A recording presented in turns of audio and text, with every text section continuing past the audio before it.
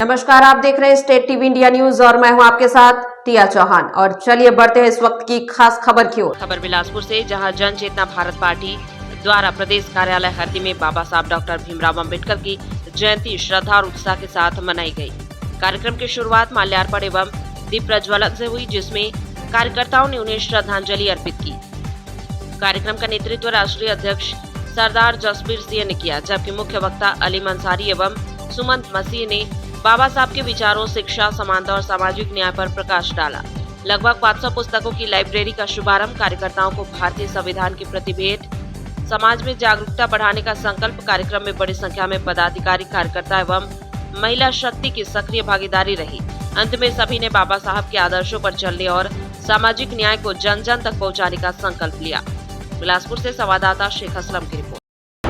Sir बताएंगे, संविधान आज जो वर्ष हुआ है जी, सारे देश में एक अलग माहौल, अराजकता का माहौल चल रहा है, सियासी दाव पेच चल रही है, आरोप प्रत्यारोप चल रहा है। इस बीच में जो नुकसान हो रहा है उसको लोग कैसे, इस संविधान की किताब जो आज वितरण कर रहे हैं उसको पढ़ के अगर समझेंगे तो कहाँ तक जागरूक होंगे। इसलिए आज 14 अप्रैल को बाबा साहब की जब जयंती हम मना रहे हैं तो हमने कॉन्स्टिट्यूशन की कॉपीज़ मंगवाई हैं और आज हमारा रिटर्न गिफ्ट जो है, जो भी पार्टी कार्यालय में आए हैं, सबको हम कॉन्स्टिट्यूशन की कॉपी दे रहे हैं। और मैंने गुरु ग्रंथ साहब का भी उदाहरण दिया कि आज गुरु ग्रंथ साहब को जाके हम मत्था टेक रहे हैं गुरुद्वारे साहब में, लेकिन पढ़ने की फुर्सत नहीं है, गोते लगाने की फुर्सत नहीं है। वैसे ही हर आदमी अपने आप रखे अपने पास कॉन्स्टिट्यूशन की कॉपी, जब भी टाइम मिले तो व्हाट्सएप स्क्रॉलिंग और रील्स देखने के बजाय कॉन्स्टिट्यूशन को पढ़े और अपने अधिकारों को समझे। जैसा आपका सवाल था कि देखिए, मैंने भी इंजीनियरिंग करी, सिविक्स मैंने भी स्कूल में पढ़ा, लेकिन जब राजनीति में मैंने कदम रखा और थोड़ा जब होश संभाला तो सेक्युलर का मतलब समझ में आया कि जब 1947 में पड़ोस में एक मुस्लिम देश बना, हमारे पास चॉइस था कि उसी दिन हम बोल देते हम भी हिंदू राष्ट्र हैं भाई। उस दिन हमने ये बोला, हमारे पूर्वजों ने ये बोला, नेहरू जी थे, अंबेडकर साहब थे, गांधी जी थे, और बहुत लोगों ने मिलके संविधान सभा में डिक्लेयर किया कि ये हमारी सेक्युलर कंट्री होगी। पर आज आरएसएस ये बोल रहा है कि हम हिंदू राष्ट्र बनाएंगे। तो वो जो खालिस्तान मांगने वाले क्या बुरे थे, वो नागालैंड अलग से मांगने वाले क्या बुरे थे, तमिल लोग जो अलग बोल रहे थे वो क्या बुरे थे। तो आप तो चाहते ही हो कि जाके कहीं भी आग लगा दो और लोगों का ध्यान इधर उधर बढ़ जाए। मैं ये पूछना चाह रहा हूँ जी, आप खालिस्तान और यहाँ की जी सारी विषयों की बात करें जी, नक्सलियों को खत्म कर दिया। हाँ देखिए, ऐसा बोलते हैं कि उन्होंने नक्सलियों को दे दिया। नक्सली बने कैसे थे? वो माँ की पेट से नक्सली नहीं पैदा हुए थे, उनको नाइंसाफ़ी हुई थी तभी वो नक्सली बने।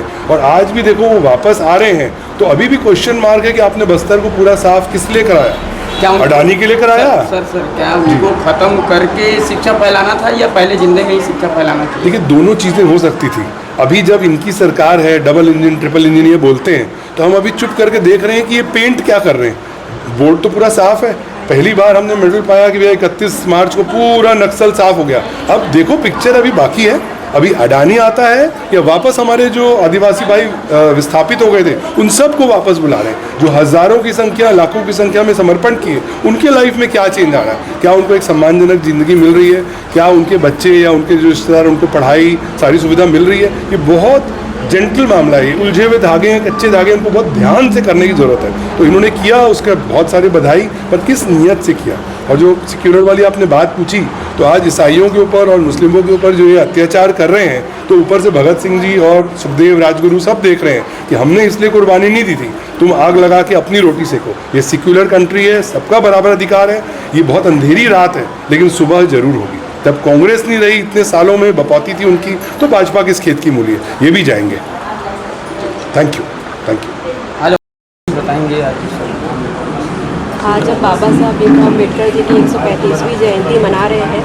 बाबा साहब भीमराव अम्बेडकर जी को संविधान लिखने में 2 वर्ष 11 माह 18 दिन लगे हैं।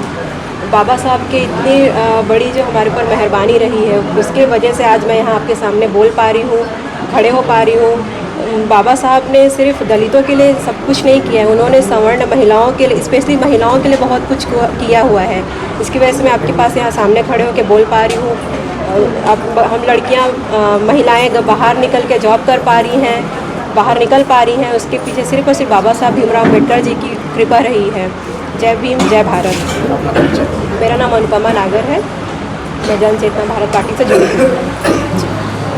बताएंगे आपके कार्यक्रम आए हैं जी। आज हम यहाँ उपस्थित हुए हैं बाबा साहब अम्बेडकर जी की जयंती मनाने के लिए, और आज हमारी ये नई कार्यालय का भी उद्घाटन हुआ है।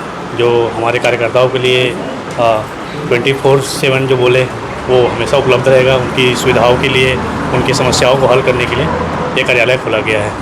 और जो भी हमारे कार्यकर्ता हैं वो सभी को बहुत बहुत धन्यवाद कि यहाँ उपस्थित हुए, कार्यक्रम में शामिल हुए। परिचय देंगे। जी, मैं रवि यादव, तहसील प्रभारी बिल्हा से।